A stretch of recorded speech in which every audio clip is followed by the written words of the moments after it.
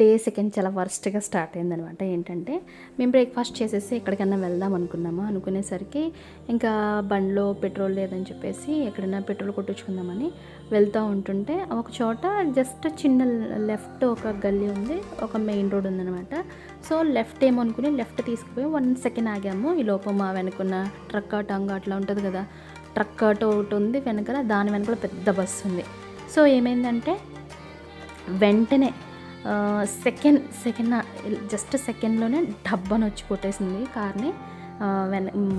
మధ్యలో ఉన్న వ్యాన్ వచ్చి ఆ వెనకున్న పెద్ద బస్సు వీడిని కొడితే వీడొచ్చి మా కార్ని కొట్టాడనమాట. పెద్ద డెంట పడింది. సో ఇంకా అందరూ అంటే ఏమన్నా జరిగితే గోవాలో పెద్ద తలకాయ నొప్పి కదా, అందరూ వచ్చేసారు, అందరూ గుమిగుడిపోయారు. వాళ్ళు వచ్చి వీళ్ళు వచ్చి అది చెప్తున్నారు ఇది చెప్తున్నారు. అసలు ఒకరు వచ్చి కార్ పక్కకి తీయమంటే అసలు ఇంకొకరు వచ్చేసి కార్ ఎందుకు తీసారు మీరు స్పాట్లోంచి, అది ఇది అనుకుంటే ఒక్కొక్కరు మీకు డబ్బులు అవసరం లేదా, నష్టపరిహారం అవసరం లేదా అనుకుంటా కొంతమంది. సో ఈలోపు సెకండ్ ఇంకా 10 మినిట్స్లో పోలీసులు వచ్చేసారు. ఈలోపు మేము కొంచెం ముందుకు పెట్టామన్నమాట. ముందుకు పెట్టి ఉన్నాము. ఈ పోలీసులతో మీకు డబ్బులు అక్కర్లేదు అనుకుంటే వెళ్ళిపోవచ్చు, లేకపోతే అంటే మెయిన్ ఇక్కడ నాన్ లోకల్ కదా, వాళ్ళకి భాష వచ్చు, ఏదో కన్వే చేసేస్తారు. మనం కన్వే చేయలేం కదా, హిందీ అంటే ఏదో మేనేజ్ చేస్తాం కానీ మరి గొడవలు సర్దుబాటు చేసి అంత హిందీ అయితే రాదు. సో అందుకని చెప్పేసి మేము ఇంకా మెల్లిగా ఎందుకు వచ్చిన తలకాయ నొప్పి అని చెప్పేసి వచ్చేసాము. ఇంకా మళ్ళీ వాళ్ళతో రిస్క్ ఎందుకు అని చెప్పేసి వచ్చేసామన్నమాట. అలా స్టార్ట్ అయింది. అక్కడే 2 అవర్స్ వేస్ట్ అంటే ఏముందంటే కొద్దిసేపు ఆగి వచ్చాము, వాళ్ళతో గొడవ ఎందుకు మళ్ళీ అని చెప్పేసి. అసలు ఆ టెన్షన్లో మేము ఫోన్ అసలు బయటకు వచ్చేసి హడావుడిగా బయటే ఉన్నాను తప్ప ఫోన్ తీయాలి షూట్ చేద్దాము అన్న థాట్ కూడా రాలేదు. అంటే లోకల్ అయితే సంగతి వేరు కదా, బయట ఉన్నాము ఇంకా అదే ఉండిపోయి అసలు ఆ టెన్షన్లో ఏం చేసామో తెలియలేదు. ఎందుకు వచ్చిన తలకాయ నొప్పి, హ్యాపీగా ఎంజాయ్ చేద్దాం అనుకుని వచ్చేసే టైంకి మళ్ళీ ఇలాగా వాళ్ళతో గొడవలు ఆడుకుని ఫైనల్ కట్టుకుంటాం. ఏదో విధంగా ఏదో ఒకటి అన్నీ కరెక్ట్గా ఉన్నాయి, పర్మిట్లో అన్నీ ఉన్నాయి. బట్ ఏదో ఒకటి పెడతారు కదా పోలీసులతో పెట్టుకుంటే ఎందుకు అని చెప్పేసి గోవా అంతా పోలీసులు ఉంటానే ఉంటారు అడుగుకి. జస్ట్ అట్లా అయ్యింది, ఇలా వచ్చేసారు అంతే. అందుకని చెప్పేసి మేము ఇంకా మెల్లిగా ఒక చోట ఆగి అదే గలీలో కొద్ది ముందుకెళ్ళి ఆగి వాళ్ళు ఎందుకు మనకి మా సైడ్ తప్పులైపోయినా ఇంకొచ్చేసామన్నమాట.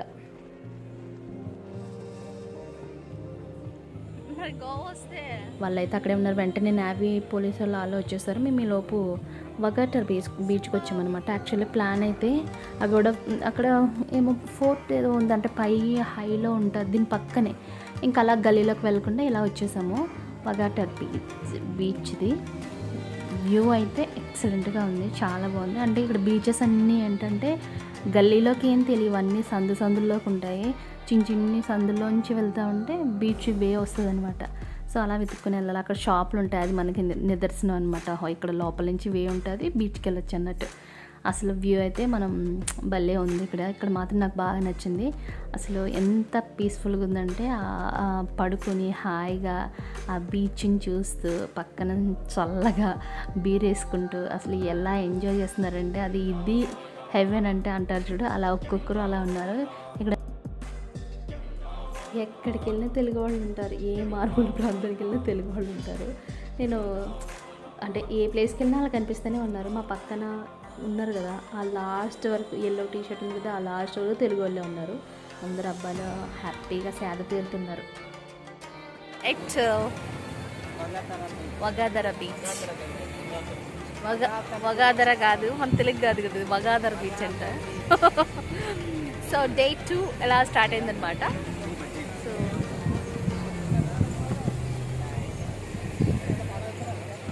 ఎలా ఉంది బీచ్?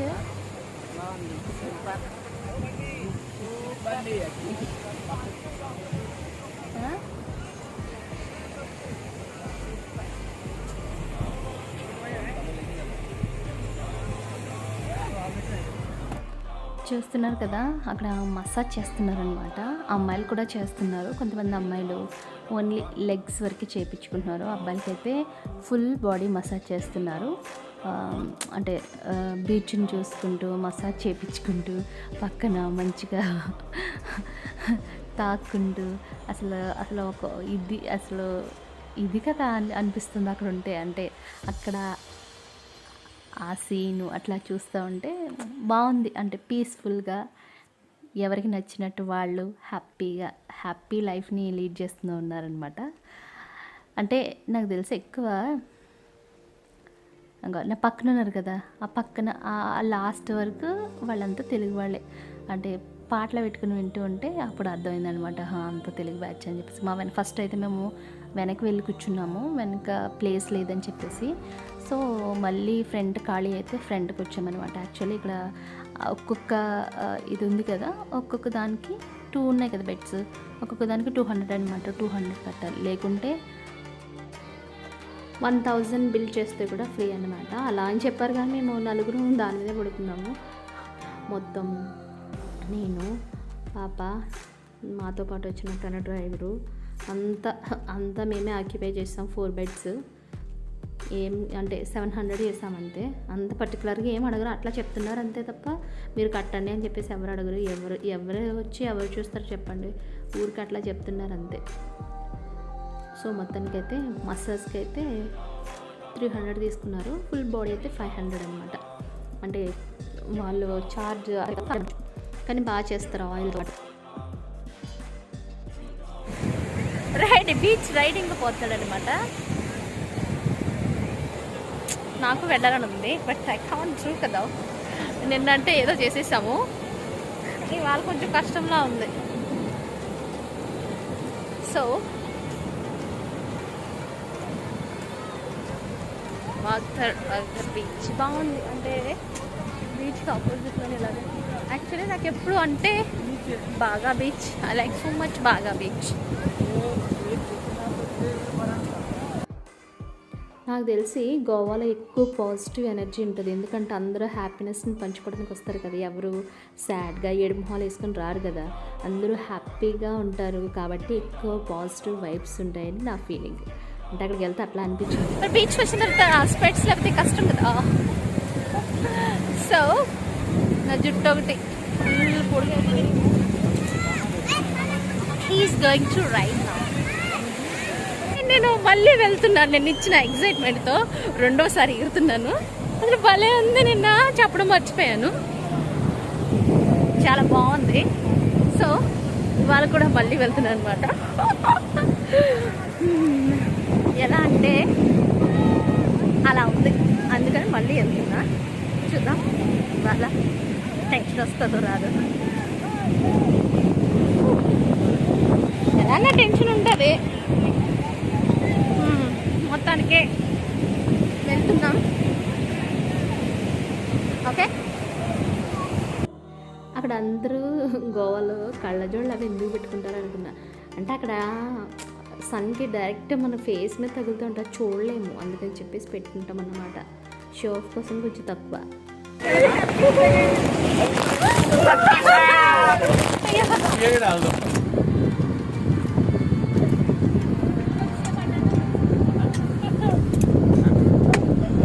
मिले एंड में ऊपर जाते हैं ना, जब आता है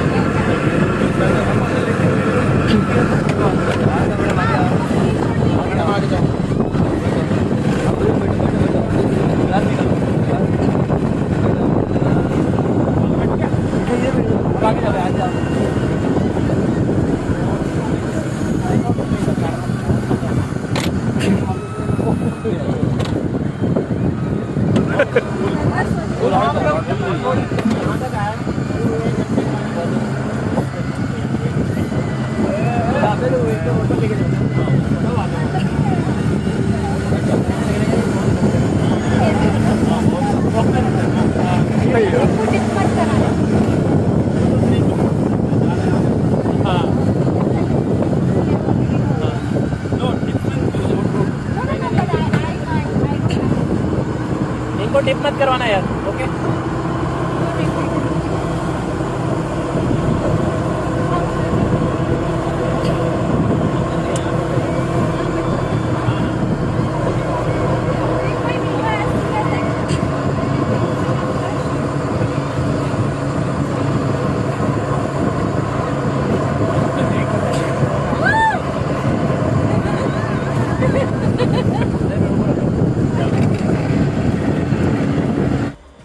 ఇంతకీ చెప్పడం మర్చిపోయా, ఏంటి తమ్మనైల్ మీద వీళ్ళెళ్ళి వీళ్ళెవరు ఫోటోలో పెట్టారని చెప్పేసి ఒక డౌట్ రావచ్చు. చెప్తాను ఆ విషయం కూడా. ఏంటంటే నన్ను బాగా అట్రాక్ట్ చేసిన దృశ్యం ఇది. ఎందుకంటే అంటే వైఫ్ అండ్ హస్బెండ్ వెళ్ళిన, అంటే ఇద్దరు ముగ్గురు ఫ్యామిలీతో వెళ్ళిన అంత మజా రాదు. ఫ్రెండ్స్తో వెళితే అసలు గోవాలో మంచి ఎంజాయ్మెంట్ అంటే ఫ్రెండ్స్తోనే వెళ్ళాలి. లేకుంటే ఒక 8 to 10 మెంబర్స్ అలా ఫ్యామిలీ గ్యాదర్ అయ్యి అట్లా వస్తే బాగా ఎంజాయ్ చేయడానికి ఛాన్స్ ఉంటుంది. అంటే వీళ్ళని చూస్తే నా ఫ్రెండ్స్ అంతా గుర్తొచ్చారు అనమాట. మేము అట్లా ఇలా వస్తే ఇలా రావాలి అనిపించింది ఫ్యామిలీతో కంటే కూడా. బాగా అంటే క్వాలిటీ టైం అంటాం కదా, క్వాలిటీ టైం అంటే నాకు బాగా నచ్చిన వర్డ్ అది, క్వాలిటీ టైం అనమాట. అలా టైంని స్పెండ్ చేయాలంటే మంచిగా ఇలా రావాలి, ఫ్రెండ్స్తో రావాలని చెప్పేసి ఆ వీడియో తీయడానికి గల కారణం అదనమాట. ఇంకోటి కాదనమాట. అంటే చూడంగానే చాలా బాగా అనిపించింది. వాళ్ళు ఫుల్ ఎంజాయ్ చేస్తున్నారు, చాలాసేపు నుంచి ఎంజాయ్ చేస్తున్నారు, మంచిగా ఫొటోస్ తీపించుకుంటున్నారు.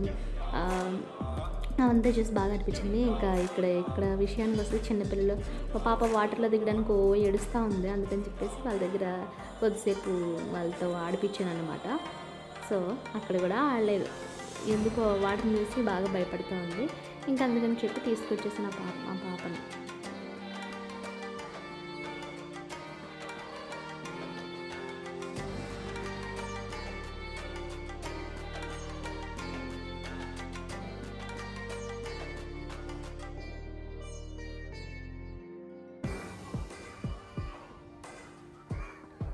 ఇదేంటంటే వేరే వాళ్ళని ఫ్లై చేస్తున్నప్పుడు నాకు బాగా ఆ వాటర్, ఆ సీన్ అంత దగ్గరగా మనం చేతికి పట్టుకునేటట్టు, వాటర్ మధ్యలో వాటర్ ప్యూరిటీ వాటర్ లాగా అనిపించేది.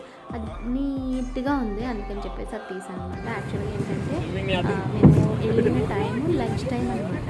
అయితే బోట్ మధ్యలోనే, అంటే ఏమంటారు, మేము వెళ్ళాలంటే ఆ ఒడ్డున ఇంకొకటి బోట్ ఉంటుంది కదా, అది రావాలి కదా, అది వచ్చే వరకు మేము అక్కడే ఉండిపోయాం.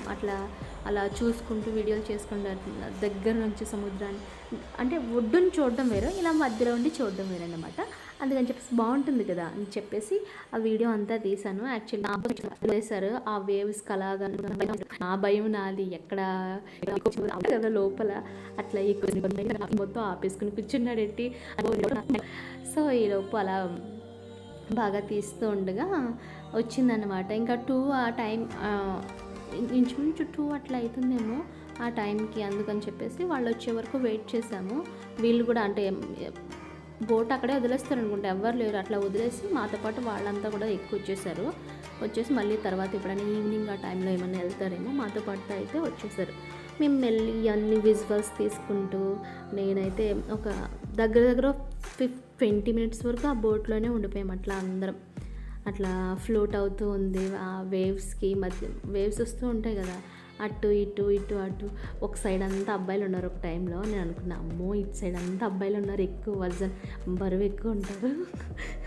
అలా ఎలా అనుకుంటూ ఏ పిచ్చి డౌట్లన్నీ వస్తూ ఉంటాయి.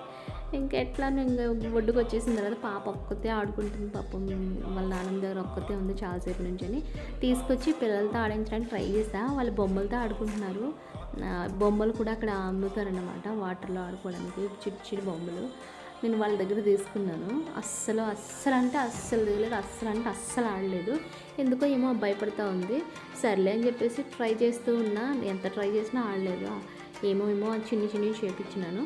పక్కన పిల్లలైతే ఎక్సలెంట్గా ఆడుకుంటున్నారు, బాగా ఆడుకుంటున్నారు. వాళ్ళని చూసైనా ఆడుకో తల్లి అంటే అప్పుడు కూడా ఆడుకోలేదు, ఏదో అట్లా ఆడిపించాను అనమాట. సో మొత్తానికి డే 2ని అట్లా అయ్యిందనమాట. ఇంకా మేము ఈవినింగ్ బాగా బీచ్ కూడా వెళ్ళాం. బట్ అది పూర్తిగా నైట్ లైఫ్ అనమాట. నైట్ అసలు గోవాలో ఉండేది మెయిన్ వచ్చేసి నైట్ లైఫ్ ఎక్సలెంట్గా, సూపర్గా, హ్యాపీగా ఉండేది. అందుకని చెప్పేసి సెపరేట్గా పెడదామని చెప్పేసి నేను ఓన్లీ డేది మాత్రమే పెట్టాను. ఈవినింగ్ది మళ్ళీ సెపరేట్ పెడతానంటే అదంతా సెపరేట్గా ఉంది కదా, అదంతా సెపరేట్ ట్రాక్ బాగుంది. ఓన్లీ అది మాత్రం దీంట్లో కలిపేసి క్లమ్జీ చేసే కంటే ఓన్లీ సెపరేట్ ట్రాక్ పెట్టుకుంటే బాగుంటుంది. అంటే ఎడిట్ చేశాను మనకి అట్లా డే ఫుల్గా ఎంజాయ్ ఇంకా కార్కి అదే ఫీలింగ్ ఉంది అని చెప్పేసి. అంటే ఫీలింగ్ ఉండిపోతుంది కదా మనసులో, ఊరయ్యి ఉంటే ఏదో అడ్జస్ట్. బట్ అట్లా కాదు కదా, వాడి మేము ఎక్కడ వాడి దగ్గర తీసుకుంటామో అని చెప్పి నాది కూడా పడిపోయిందని వాడు మాట్లాడుకునే భాష కొంచెం అర్థమవుతుంది. అంటే కొంచెం లైట్గా హిందీ వస్తే తెలుస్తుంది అన్నట్టు. కొంకణి కూడా అట్లా ఉంటుందేమో మరి, వాళ్ళు హిందీ మాట్లాడుతున్నారు కొంకణి మాట్లాడుతున్నారు అర్థం కాలేదు. లోకల్ వాళ్ళు అయితే చాలామంది కొంకణియే మాట్లాడుతున్నారు, అంటే తెలుస్తుంది కదా డిఫరెంట్గా. సో అలా అన్నమాట. బ్యూటిఫుల్ వ్యూ అంతా ఈ వగాటర్ బీచ్లో. అది వగాదర్ అంటూనే ఉన్నాను, అది వగాదర్ కాదు, వగాటర్.